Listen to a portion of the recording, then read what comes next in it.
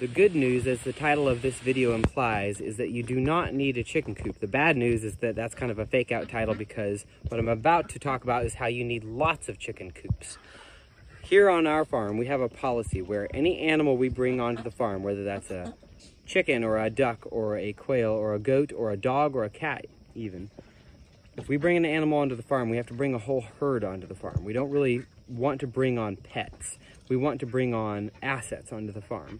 And for an animal to be an asset, it needs to pay for itself. And every animal, of course, has a job on the farm. Chickens lay eggs and they are protein. Goats or cows, they make milk and meat. Dogs do security and lots of other roles depending on the species of dog. Our dog rounds up chickens and goats. Cats do mouse control and things like that. But obviously, if you can make a tool have more uses on your property, that's exactly what you want to do. And so with our animals, we want that asset to have lots of ways for it to pay for itself. So besides whatever product that comes from them, every animal can produce babies, and babies are revenue. I just did the video talking about stacking assets on your property and talked about how our chickens and our ducks and our goats produce babies and we sell the babies. And so I just wanted to talk about chickens because I know a lot of people start their homesteading journey with poultry. And I want to talk a little bit about my experience, particularly because we're about to rebuild everything. We threw a chicken coop up. We just had to throw our chickens somewhere. When we moved here, we moved while we were building the house, and so we had no infrastructure. And the one thing we started at the little tiny house we were at previous to this was chickens. They were literally living in our laundry room in totes as full-grown chickens. That's all we had available to us. And so when we got here, we had to throw up a building really quickly. So this building, this coop, this chicken setup is more of an example of what not to do than what to do. Our next setup will be an example of what to do when it comes to chickens. But I did want to use this setup because we really had to improvise things because we were just flying by the seat of our pants, and show what I'm talking about, because you don't need one chicken coop. You need lots and lots of cages. That's a really important aspect of raising an actual homestead flock of chickens. If you're planning on incubating, which I think everyone should, if you're raising chickens, you should incubate chickens, or you should let them naturally hatch them out, either way. But you should be raising baby chickens. You should be, just like you save seeds from your vegetables, you should also be saving good genetics. When you have a good layer or a really docile chicken that's really friendly, or a chicken that's really good at foraging, you should be saving those genetics and propagating your perfect homestead flock over the years. But if you're going to do that, or even if not, you're going to run into problems. You're going to find out that one piece of housing is not enough, because chickens have a brutal pecking order. Just like humans, they have a hierarchy, and there are people on top, or chickens on top, and there are chickens on the bottom. When a chicken or a duck winds up on the bottom of the hierarchy, they have to go to the cage of shame. Now again, this is temporary housing, so please don't judge too hard, because they're about to get much more luxurious accommodations. But this was a stopgap. I had to put this duck in this cage because she was getting killed by the others, and her choice was to die, or to become a crockpot duck, or to get housed separately. So right now we're trying to house her separately. That'll let her recover from the beating she was taking from the other chickens, and then we'll try to reintroduce her. And if she can't be reintroduced, if they just go back to essentially killing her, she's going to become a crockpot duck, unfortunately. And that happens very often in a flock. So that's the first extra housing you need, is isolation. You need places to isolate animals that are getting picked on. You're also going to need isolation for broody hens. If you are planning on hatching your eggs the natural way, you'll have broody hens where they want to squat over some eggs and they want to hatch them out. Some people do integrate them with a regular flock, but most people recommend separating your broody hen and letting them hatch out their eggs and not have a risk of other chickens or roosters getting into there and killing the babies, or getting jealous and killing them, anything like that. So isolation for most folks is the way to go with broody hens. Not everybody. Some people do manage to incorporate a broody hen into their regular flock, so you can test different methods. Then you also have breeding issues. For me, I bought one big flock at the local co-op, I think about 2 or 3 years ago, and they've done great for us.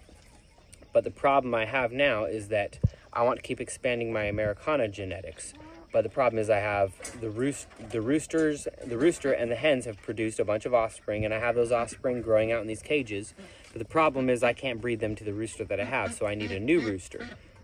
that meant I needed to go to the store, to the co-op again, and buy a new set of genetics, a new set of chickens.